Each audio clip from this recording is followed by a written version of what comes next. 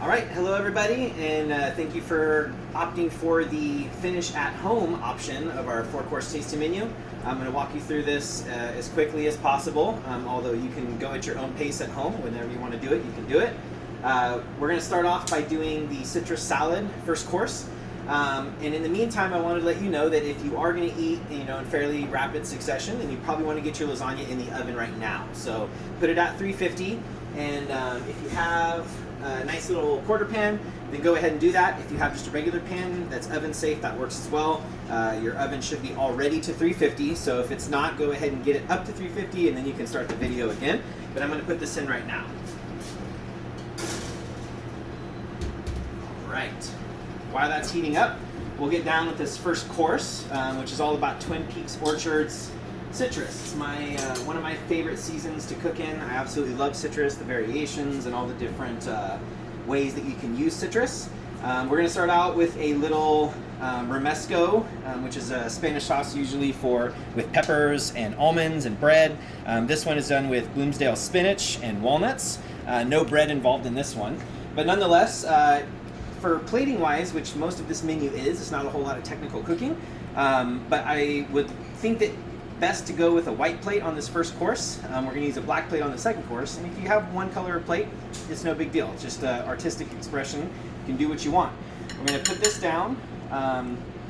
Start it out. It doesn't need to look nice now because we're not going to leave it as a dot, and then we're going to go kind of with the contour of the plate and give ourselves a nice little swipe. Okay, and what I tried to do is keep the same circular position as the plate. I think it adds a nice little bit of class to the plate. Now we've kind of given you all the segments already. This is the hard work. We weren't going to send you home with a bunch of oranges and say supprime them yourselves, but nonetheless, supriming is the technique of cutting the wedges of citrus from between the membranes. So you don't get any of the tough stuff in the citrus, you just get these beautiful pieces. And I'm going to do everything with my tweezers. You can do it with your fingers too. Fingers are great tools. If you don't have tweezers and you're going to do this often with us, I suggest getting a pair because it's kind of nice not to have to touch everything. But we have pomelo segments here. We have some beautiful blood orange segments, and I'm kind of just stacking these. For me, I'm not real big on exact plating where things are geometric or kind of look like they're forced to be in a certain kind of way. I like more free and natural style plating. So I'm just going to kind of set these down and try to be conscious of my angles so that I'm not hitting the same one too many times on the plate. That's something that we do often here. We've got Fukumoto navel orange as well, the Moro blood oranges, pomelos. These are some beautiful pieces of pickled fennel. We're going to go ahead and kind of play these on our plate as well. This is a great opportunity to not hit the same angles. You want to kind of keep them going different directions so that your plate looks a little bit more, and we're building some height at the same time, which is important. Now we go into our mandarin quat chips. These guys are dehydrated for a short amount of time, and they're really delicious and crunchy. Mandarin quat, obviously between a mandarin and a kumquat. We're going to lay those, once again, different angles. Build yourself some height as well. As you can see, starting to turn out pretty cool. Now we've got some fennel fronds here. We have pickled fennel on there, so now we're going to use the fronds that you find on the top. And something about plating that's really important to me here at the restaurant is when we're putting on our little garnishes, anything that's growing, I always love to put the stems into the plate so that it looks like it's growing out of something. Sprinkling everything on the top is not our style.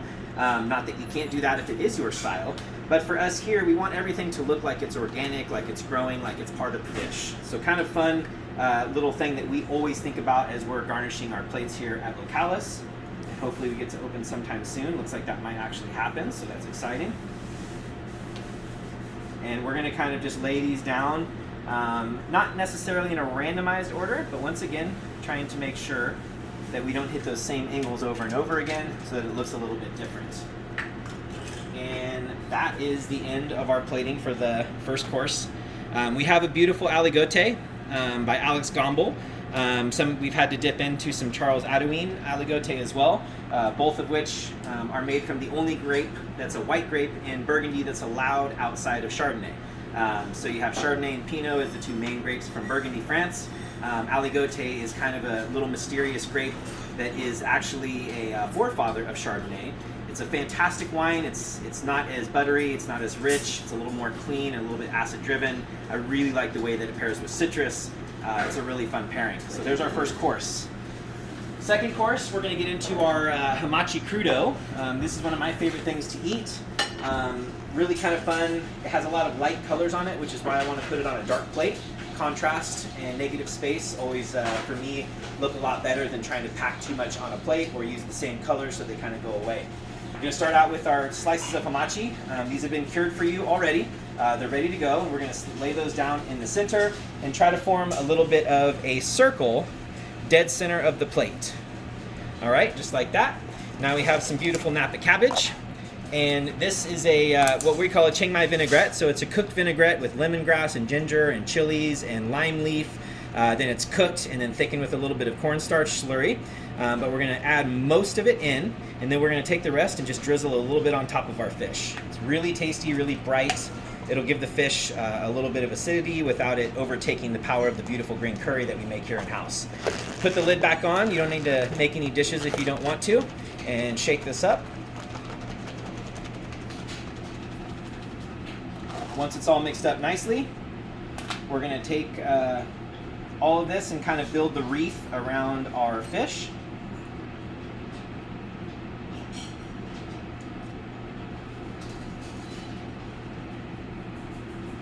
And you know, if you're not into the fancy plating, you can also just do the same process and just put it on the plate and eat it. It's really up to you if you want to have fun and get artistic with it, if you're having a special date night. You know, guys or ladies, if you're trying to impress your significant other, you can always fib a little bit and say that you created all of this and just plate it in front of them. You won't tell, we promise. Sean, you ever done that? Take one of these? Yeah, for sure, yeah. Sean's definitely done that. Although he can actually cook the stuff too, so I guess it works out well. All right, we have our wreath done. Now we have these beautiful little Tokyo turnips, also known as Hakiri turnips. These are smaller, sweeter than normal turnips, and these are pickled in a really beautiful garlic pickle. And we chose garlic, number one, because it pickles well, and number two, because we also have this garlic and fish sauce puree. We have this in a little bag for you, so you can do little dots or little amounts kind of on your plate. Try to keep them in semi-line shape. What we're trying to do is we have that nice round in the center, and then we kind of choose a line that it works well, and we kind of keep everything focused on that line. It's a way to bring the contrast to the dish outside of colors. Now we have some beautiful little shiso here. It's a Japanese mint family varietal, and we're going to go around our wreath. We're trying to keep it all on top of the wreath, spread it nice and evenly around. And last but not least is our puffed rice. You got to cook the rice, dehydrate it for a short amount of time, and then fry it in very, very hot oil. You can use tweezers, but it's a little bit easier to do with your fingers. And finish this off. Perfect. Done. 2 dishes down. This one is paired with an exceptional Riesling from the Mosel Valley, from Stein. And Himmlerreich is the vineyard.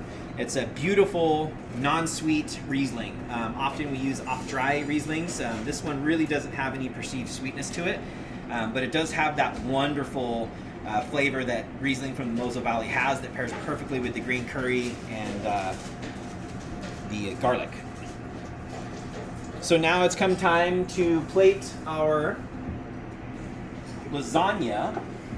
So real quick, you have a salsa in there, and you also have some kiwi chile verde. So this is an idea I came up with a couple of years ago. There was no tomatillos in season, and I really wanted to do a chile verde, and I thought about kiwis, and they have the same kind of acidic quality that tomatillos do, and I actually prefer the kiwi chile verde now over the actual regular one. So we're just going to put that into a very small pot, very small pan, doesn't really matter, and get it up to medium heat. We're just going to heat that up. We're not doing anything else to it.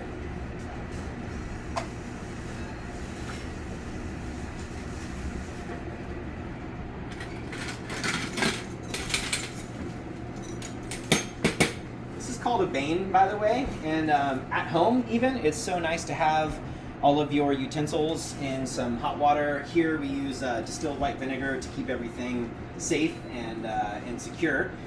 But it's really nice to have all your tools right there and clean. So when you're done, you put it back in there, you spin it around and kind of clean it up.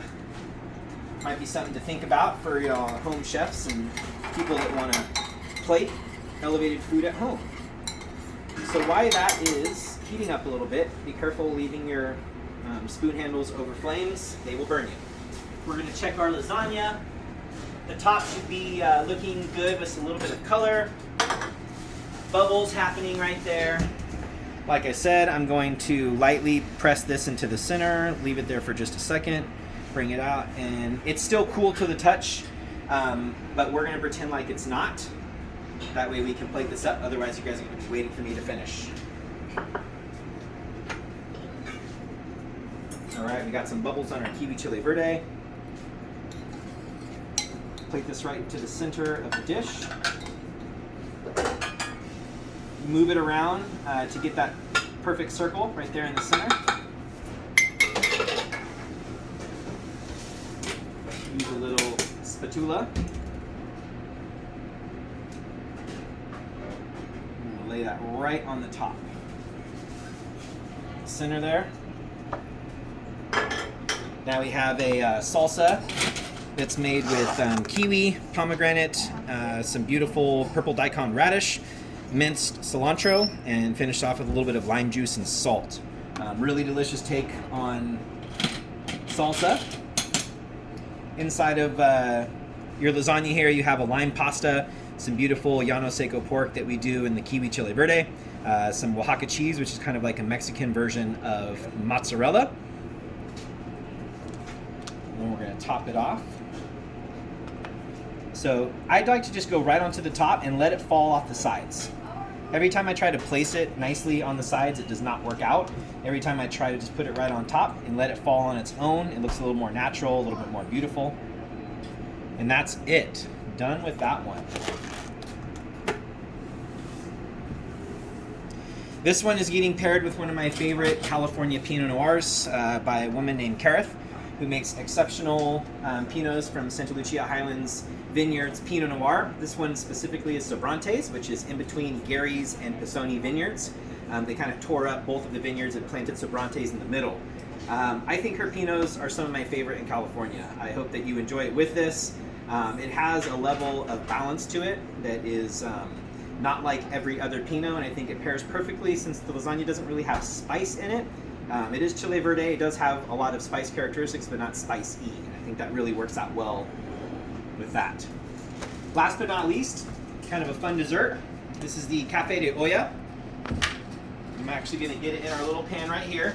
We can turn this one on high heat because we're literally just bringing it up to temperature and then plating it. The other things that we have to go along with this, you can heat this up if you want to.